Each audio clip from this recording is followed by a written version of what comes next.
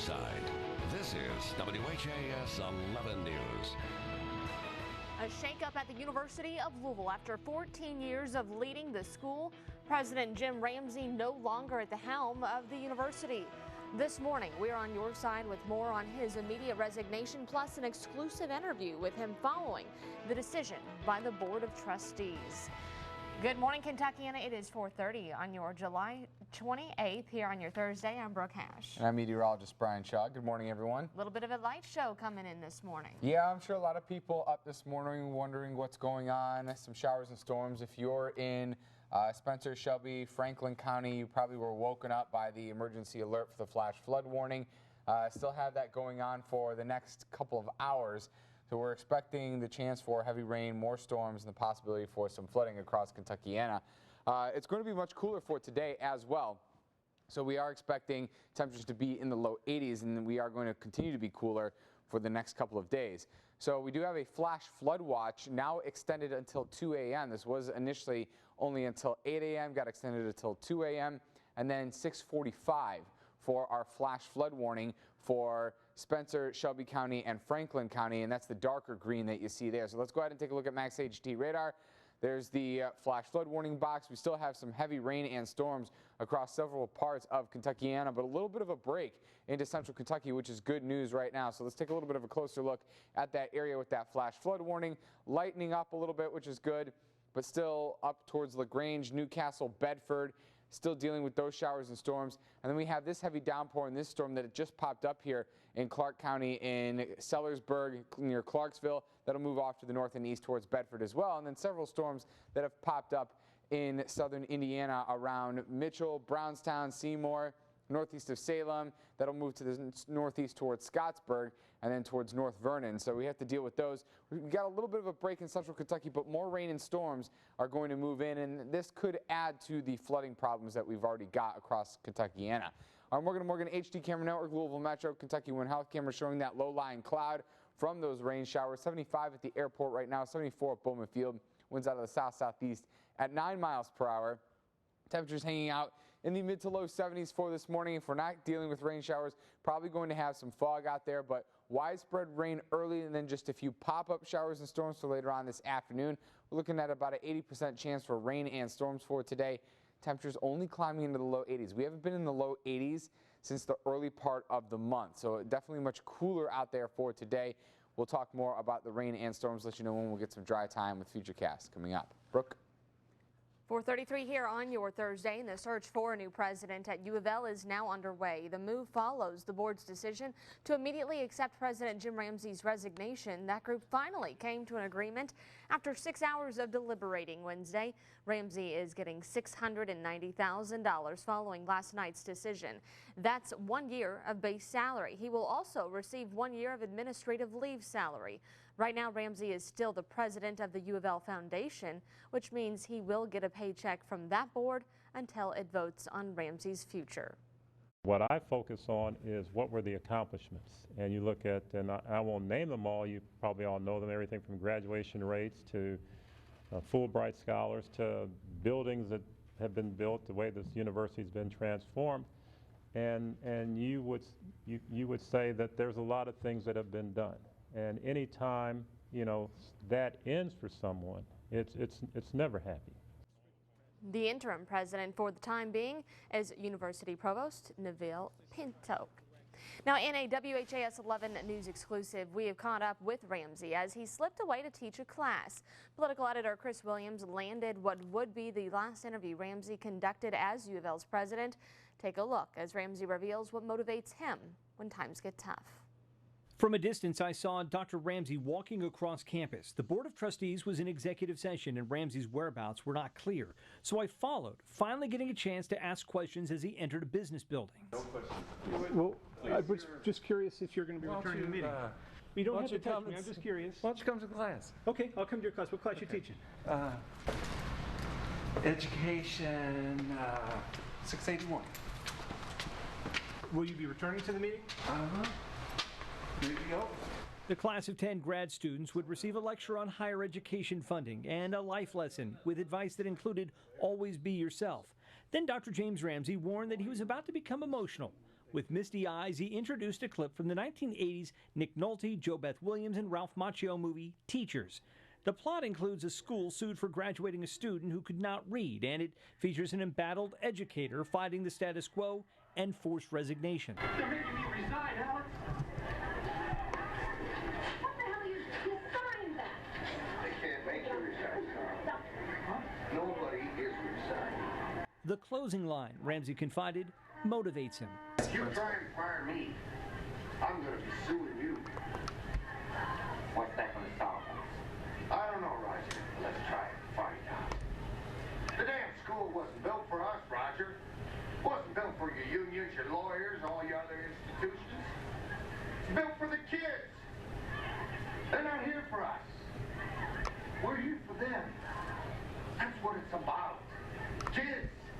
They're not here for us. We're here for them.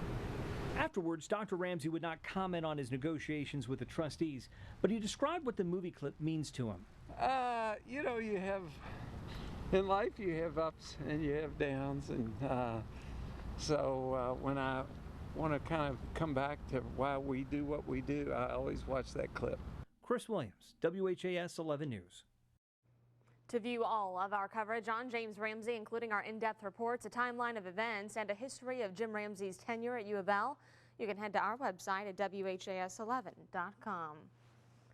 School is back in session today for students in the Greater Clark County District. We found teachers earlier this week putting those finishing touches on their classrooms as they get ready to welcome students back for a new year. And don't forget, right now on WHAS11.com, you'll find a full list of those start dates.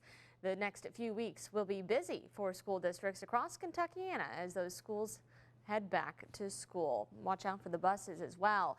Meanwhile, 2 Louisville Catholic schools are coming together in an effort to keep you and your children safe from a possible heroin overdose. As WHAS 11's Holden Kerwicki reports, the antidote will soon be a teaching lesson on the dangers of addiction. After 5 years as a drug and alcohol counselor, Pat Fogarty has seen firsthand the effects of opioid addiction and how it can affect all walks of life. I personally see a lot of young men and women begin at age 12 to 14, and our fastest growing demographic at the Healing Place is 18 to 25, and which is alarming. In response to an issue that Fogarty says has become an epidemic, both Trinity and St. X will become the first high schools in the area to keep the antidote drug naloxone, also known as Narcan, on hand just in case. We haven't seen any sign of specific opiate abuse among our students or others on our campus, but given the prevalence of the issue in our metro area, not to be prepared wouldn't seem responsible. The school nurses, along with counselors and assistant principals, have already been trained to administer the drug, but St. X President Perry Sengali says he hopes it's more than a lifesaver. We're using it as a teaching tool both to expose our students to an issue that's very prevalent in our metro area and to be responsive to whatever might happen on campus with a student, with an adult, or with a visitor to campus. It's better to be prepared. And it puts you in a position as if you don't do it, maybe you get by and you never have an issue, but how about if something does happen and you're not ready? And then everyone's going to say, then why didn't you have it available? With programs available for schools to get Narcan for free, the Kentucky Office of Drug Control Policy hopes it is soon available in every district. In Louisville, Holden Kerwicki, WHAS 11 News. A spokeswoman for Jefferson County Public Schools says the district is currently reviewing a policy to allow naloxone into the local schools. Currently, it's only available at those with full-time school resource officers. And a local school right now is saying no cornrows, twists, or dreads. The policy sparking outrage across the country. And today, a Kentucky state leader is expected to meet with district officials to discuss Butler Traditional High School's hair requirement. State Representative-elect Attica Scott posted the school's policy about hair on her Twitter account, and it quickly took off. The policy posted says that students cannot have their hair in cornrows, braids, twists, and dreadlocks. Many online saying it limits kids' individuality. JCPS says this is not a district policy, but one decided by the Site-Based Decision-Making Council at Butler.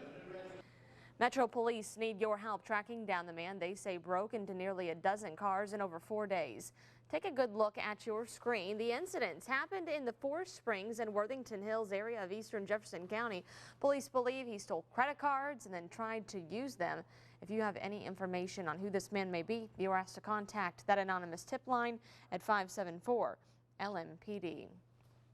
The Parklands of Floyd's Fork is beefing up security after several car break-ins on its site. People have had their valuables, including credit cards, stolen. That park has had extra patrols from Metro Police, and now park rangers and staff are also patrolling the area.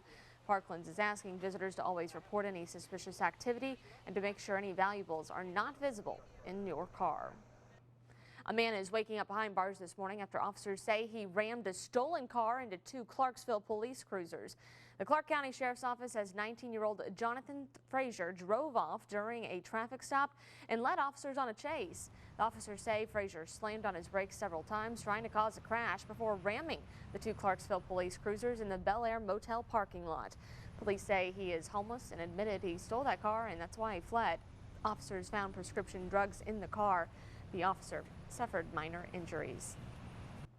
It's going to cost the owner of Tilford's Discount Guns more than $10,000 to repair his store after thieves used a Corvette to break into that building, stealing weapons. It happened in the 3400 block of Fern Valley Road yesterday morning. Police say they were first alerted by the alarm system, and while headed to the scene, they got a second call about a vehicle hitting the building.